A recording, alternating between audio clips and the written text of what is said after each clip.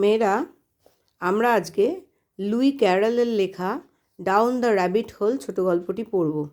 এই down the rabbit hole এই ছোট গল্পটি Lewis Carroll Alice's Adventures in Wonderland এই গল্প থেকে নেওয়া একটা ছোট অংশ। অ্যালিসেস অ্যাডভেঞ্চার্স ইন ওয়ান্ডারল্যান্ড খানিকটা ননসেন্স লেখা। আমরা যেরকম সুকুমার রায়ের কবিতায় বা গল্পে দেখেছি, সুকুমার রায় যখন হযবরলা লিখেছিলেন তাতে গেছো দাদা বা যেরকম কল্পিত একটা জগৎ তৈরি করেছিলেন, তোমরা যদি না পড়া থাকে তাহলে পড়ে দেখবে। হযবরলাতে ঠিক এইরকম একটা কল্পনার জগৎ তৈরি করে নেওয়া হয়েছে। অ্যালিসেস অ্যাডভেঞ্চার্স ইন ওয়ান্ডারল্যান্ডও একটা শিশু সাহিত্য।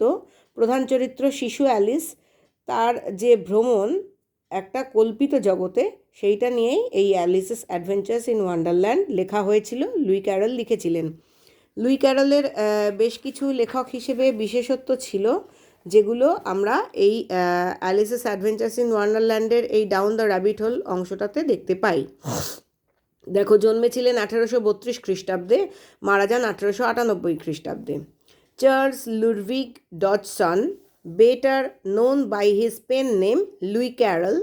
চার্লস লুডভিগ ডজসন, তার পেন নেম বা ডাক নামেই তিনি বেশি পরিচিত। Lewis Carroll was an English author, তিনি ছিলেন একজন ইংলিশ লেখক, পোয়েট, কবি, ম্যাথামেটিশিয়ান, একজন গণিতবিদ, ফটোগ্রাফার, ছবি তুলতেন, অ্যান্ড রিলাক্ট্যান্ট। রিলাক্ট্যান্ট শব্দের অর্থ হচ্ছে অনিচ্ছুক। Anglican Deacon. অ্যাংলিকান হচ্ছে প্রোটেস্ট্যান্ট এবং ক্যাথলিক যে খ্রিশ্চান ধর্ম, তার মধ্যে খানিকটা ব্যালেন্স করে এক ধরনের গির্জা বা চার্চের নির্দিষ্ট ধর্মীয় নিয়মাবলী, যার দ্বারা অ্যাংলিকান চার্চ নিয়ন্ত্রিত হতো। তো এই অ্যাংলিকান চার্চের তিনি ছিলেন ডিকন বা যাজক, কিন্তু খুব অনিচ্ছুক ছিলেন, সেই কাজটা তার মোটেও পছন্দের ছিল না। হিজ মোস্ট নোটেবল ওয়ার্কস আর, তার সবচেয়ে গুরুত্বপূর্ণ কাজগুলি হলো অ্যালিসেস অ্যাডভেঞ্চার্স ইন ওয়ান্ডারল্যান্ড, যেটা বলছিলাম 1865 সালে প্রকাশিত হয়েছিল। তারই একটা ছোট অংশ হচ্ছে down the rabbit hole. Rabbit মানে খরগোশ, হোল মানে গর্ত, খরগোশের গর্ত ধরে নিচে, এই হচ্ছে গল্পটার মানে। He was noted for his wordplay, তার শব্দ নিয়ে খেলার জন্য তিনি বিখ্যাত ছিলেন। সুকুমার রায়ের মধ্যেও আমরা সেই গুণ দেখেছি, শব্দ নিয়ে খেলা। লজিক, যুক্তি, অ্যান্ড ফ্যান্টাসি এবং কল্পনা তার লেখার মধ্যে অত্যন্ত গুরুত্ব পেত। সাম অফ অ্যালিসেস ননসেন্সিক্যাল ওয়ান্ডারল্যান্ড লজিক, তার অ্যালিসের কিছু ননসেন্স অর্থাৎ যার কোনো অর্থ হয় না এই ওয়ান্ডারল্যান্ড বা চমৎকার জগতের কিছু যুক্তিগুলি রিফ্লেক্টস, প্রতিফলিত করে, হিজ পাবলিশড বা প্রতিফলিত হয়েছে, his published work on mathematical logic, অর্থাৎ এই সমস্ত যুক্তিগুলোর মধ্যে দিয়ে বা এই বিস্ময়ের জগতের যে যুক্তিগুলো, সেগুলো প্রতিফলিত করে যে তিনি যা প্রকাশিত করেছিলেন অঙ্কের বিভিন্ন যুক্তির দ্বারা। এই অঙ্কের বিভিন্ন যুক্তি তার যে বিভিন্ন জায়গায় প্রকাশিত হয়েছিল, সেগুলো রিফ্লেক্টেড হয়েছে বা প্রতিফলিত হয়েছে তার এই ননসেন্সিক্যাল ওয়ান্ডারল্যান্ড লজিকের মধ্যেও। অ্যান অ্যাভিড পাজল সলভার, অত্যন্ত উৎসাহী একজন, পাজল বা ধাঁধা সমাধান করতে ভালোবাসতেন।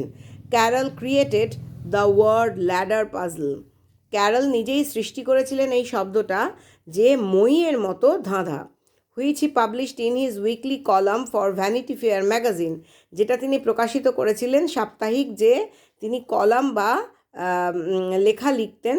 কলাম বলতে এখানে লেখার স্তম্ভ বোঝাচ্ছে। ভ্যানিটি ফেয়ার ম্যাগাজিনে তিনি যে লেখার স্তম্ভ লিখতেন, সেখানে প্রকাশিত হয়েছিল তার এই মইয়ের ধাঁধা। বিটুইন 1879 অ্যান্ড 1881, 1879 থেকে 1881 মধ্যে।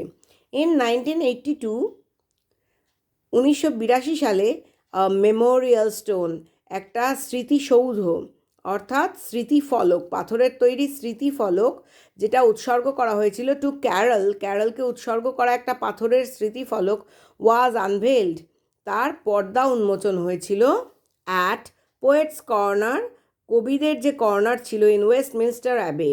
ইংল্যান্ডে ওয়েস্টমিনস্টার অ্যাবে একটি বিখ্যাত রাজকীয় স্থান, যেখানে বিভিন্ন ধরনের স্মৃতিস্মারক রয়েছে, সমাধিক্ষেত্র রয়েছে বিভিন্ন বিখ্যাত মানুষদের, এবং সেখানে পোয়েটস কর্নার, যেখানে কবিদের সমাধিস্থ করা হয়েছে, সেখানে ক্যারলকে উৎসর্গ করে একটি স্মৃতিফলক পর্দা উন্মোচন হয়েছিল।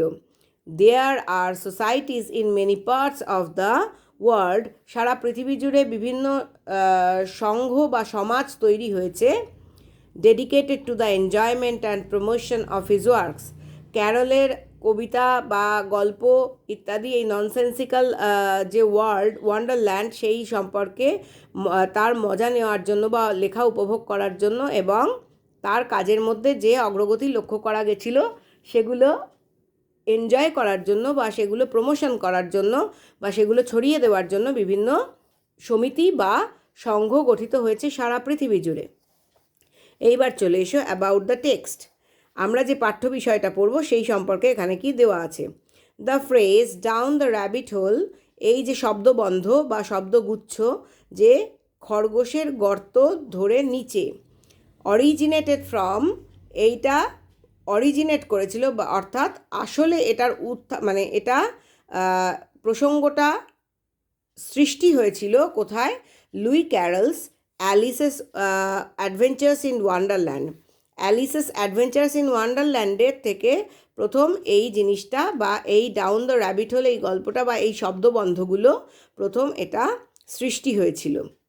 Where Alice follows a talking rabbit, যেখানে অ্যালিস অনুসরণ করে যাচ্ছে একটি কথা বলা খরগোশকে, and falls down a hole into a strange fantastical world, এবং পড়ে যাচ্ছে নিচের দিকে একটা গর্ত দিয়ে একটা অদ্ভুত, স্ট্রেঞ্জ মানে অদ্ভুত, ফ্যান্টাস্টিক্যাল কল্পিত একটা জগতের মধ্যে।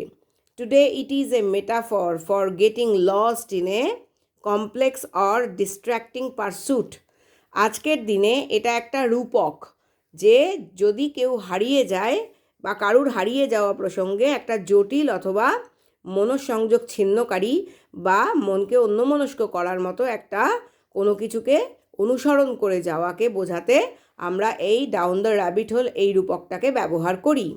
ইন দ্য টেক্সট, গল্পের মধ্যে Alice bored by her sister's reading, তার বোনের পড়া নিয়ে অত্যন্ত একঘেয়ে হয়ে যাওয়ার ফলে, she is a white rabbit, সে একটা সাদা খরগোশকে দেখতে পাচ্ছে, উইথ আ পকেট ওয়াচ, তার কাছে রয়েছে একটা পকেট ঘড়ি, অ্যান্ড ওয়েস্ট কোট, পরনে রয়েছে একটা স্লিভলেস বা হাতকাটা একটা waist coat, who declares he is late, যে খরগোশটা ঘোষণা করছে যে তার দেরি হয়ে গিয়েছে। Curious Alice follows the rabbit down a rabbit hole, কৌতূহলী অ্যালিস অনুসরণ করে যাচ্ছে এই খরগোশটাকে একটা খরগোশের গর্ত ধরে নিচের দিকে চলে গিয়ে, which leads to a long fall, যেটার জন্য শেষ পর্যন্ত যেটা নিয়ে যাচ্ছে অ্যালিসকে একটা লম্বা পতনের দিকে বা লম্বা একটা পথ ধরে সে পড়ে যাচ্ছে। কোথায় পড়ে যাচ্ছে? Into a strange fantastical world, একটা অদ্ভুত কল্পিত, ফ্যান্টাসি মানে কল্পনা, ফ্যান্টাস্টিক্যাল ওয়ার্ল্ড কল্পিত একটা জগতে, where the rules of reality don't apply, যেখানে বাস্তব জগতের নিয়মকানুন কিছু খাটে না। ইন দ্য 21st সেঞ্চুরি, একবিংশ শতাব্দীতে, specially with the advent of technology, যখন কিনা প্রযুক্তি যথেষ্ট এগিয়ে গেছে, the term has come to mean a person ended up somewhere mentally rather than physically. এই শব্দটা অর্থাৎ কোন শব্দটা, এই ডাউন দ্য র্যাবিট হোল এই শব্দটা বোঝায় যে এমন একটা মানুষ যে কিনা তার সমস্ত কাজ শেষ করছে এমন একটা জায়গায় গিয়ে, যে জায়গাটা আসলে মানে বাস্তব জগতে তার অস্তিত্ব থাকার থেকেও মানসিক জগতে তার অস্তিত্ব অনেক বেশি করে রয়েছে, সেই রকম একটা জায়গায় গিয়ে একজন মানুষ শেষ করছে। এই প্রযুক্তির উন্নতির যুগে এই রকম একটা বাস্তবতার সঙ্গে আমাদের পরিচয় করায়, অর্থাৎ বাস্তবতার সঙ্গে শারীরিক বাস্তবতা বা বাস্তব জগতের মিল কমই রয়েছে, এটা আসলে একটা মানসিক জগৎ, যেই মানসিক জগতে গিয়ে অ্যালিসের মতো একটি মেয়ে তার সমস্ত কাজ শেষ করে বা শেষে সমস্ত ভেঞ্চার বা সমস্ত উদ্যোগের শেষে গিয়ে সে একটা মানসিক জগতে পৌঁছায়। এই পর্যন্ত আজকে পড়লাম, এরপরে আমরা টেক্সটটা শুরু করব।